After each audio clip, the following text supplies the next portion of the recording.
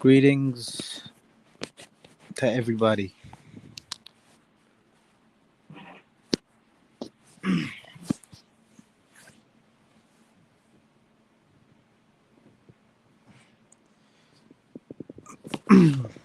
So, you guys see the headline of the video, the live stream. This topic really came about because I was on Twitter, and one of my mutuals, who happens to be, I think he's Amazi, he's a barber, from Morocco, and he was having a live with a few other Moroccans or Amazi people, and they were raving against Arab. Arab culture and against Arab imperialism and um, and Arab, and the young Moroccans focusing more on Gaza or helping Palestinians than helping their own in Morocco, who were devastated with that earthquake that happened not too long ago. Um, and so they were going off about it, and it's funny because none of them really criticized or critiqued Islam. They were, I guess, they are Muslim, they're devout Muslims. So, I was kind of, confused about this. How can you hate, you know, quote unquote Arab imperialism and then be devout Muslims? Like, to me, both go hand in hand. Morocco was invaded by Arab Muslims who were looking for conquest. These are the companions of the Muhammad himself, the most pious Muslims ever.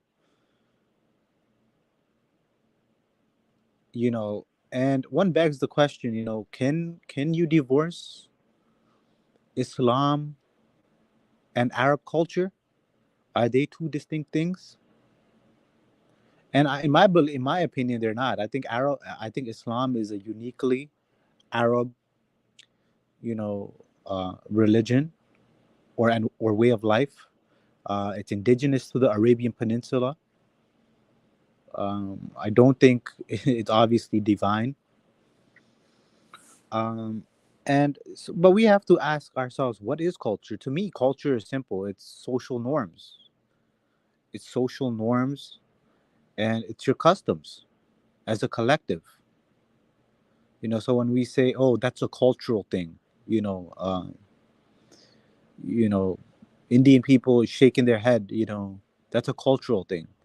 That's that's an Indian custom.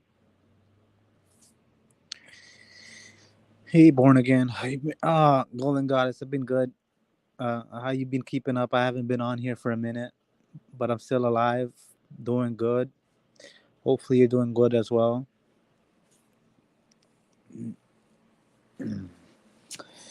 But yeah, that's you know, um, where I was going with it. Like, you can't be in my opinion, you can't. Islam is a globalist religion. You can't even be an ethnic nationalist because you have to consider other nations, regardless of their race or ethnic background, as your people. Or we have the concept of ummah or the global Muslim brotherhood.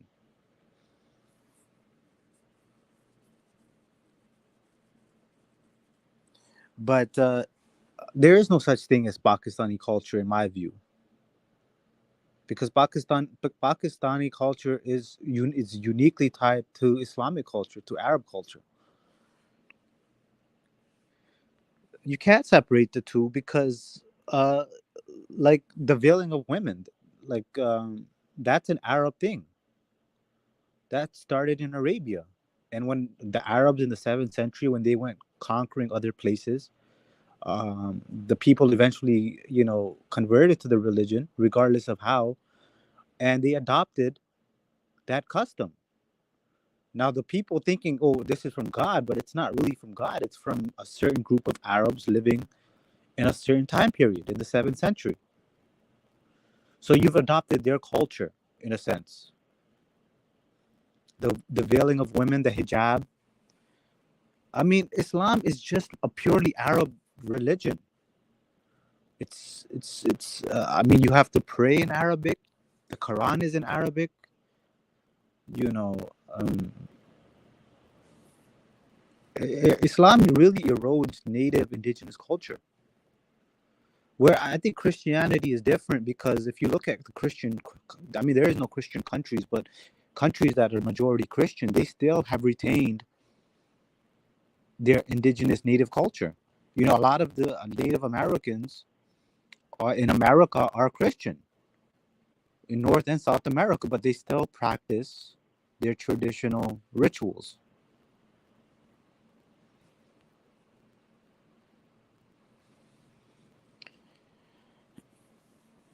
Yeah, but Christianity is also a Middle Eastern religion. It was created by Middle Eastern peoples in a certain time frame in the first century. But you don't see other people who adopted Christianity outside the Middle East really adopting Middle Eastern culture.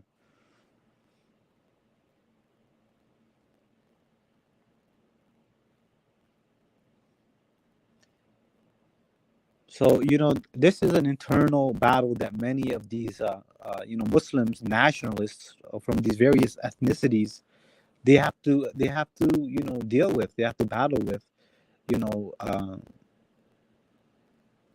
you can't be an ethnic nationalist if you're a Muslim. You just can't. And we see that in Pakistan, in Punjab, where uh, the Punjabis have literally now people, when they think Punjabi, they just think Indians or people with turbans. They don't even think about Pakistan when they think of Punjabis, because the culture has died. Dancing is forbidden in Islam. Uh, the mixing of men and women is forbidden in Islam. But in pre-Islamic um, Punjab and Pakistan, there was dancing, there was mixing of women. But when you adopt Islam, you're really adopting Arab culture.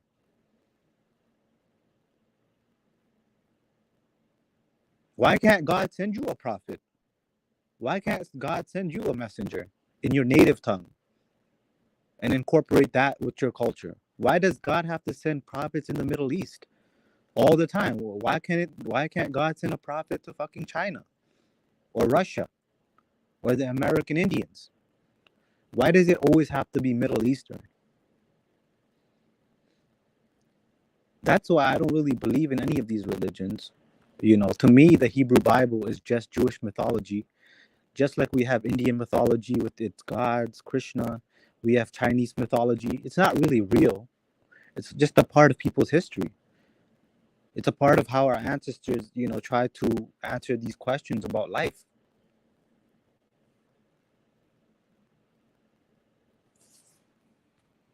And that doesn't mean, I'm saying that, but that doesn't mean, if you want to be a Christian, that's fine. There's nothing wrong with that. Or a Muslim, that's fine. There's nothing wrong with that. But that's just my point of view. I don't want to offend anybody.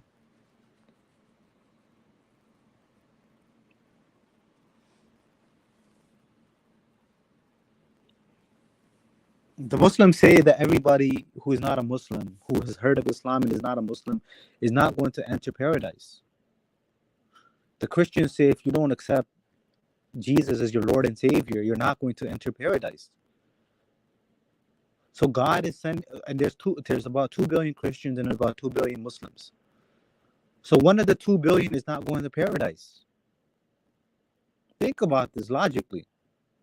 Is God is supposed to be so benevolent? He's going to send 2 billion people. Now the Christians say that Jesus was God or the Son of God, and the Muslims say that Muhammad was sent by God. And there's 2 billion people in these respective religions. One of them has to go to hell. 2 billion of them have to go to hell. This is madness, man. This is ridiculous. And God is supposed to be loving and benevolent.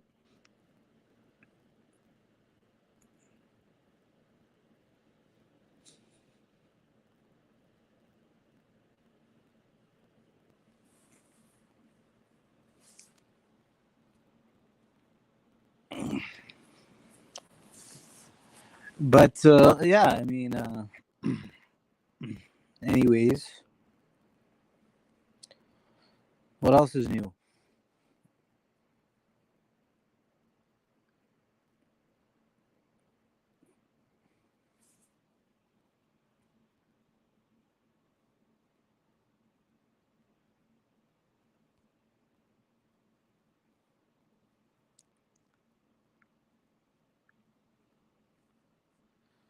Still cold here in Canada. It's supposed to get nicer next week.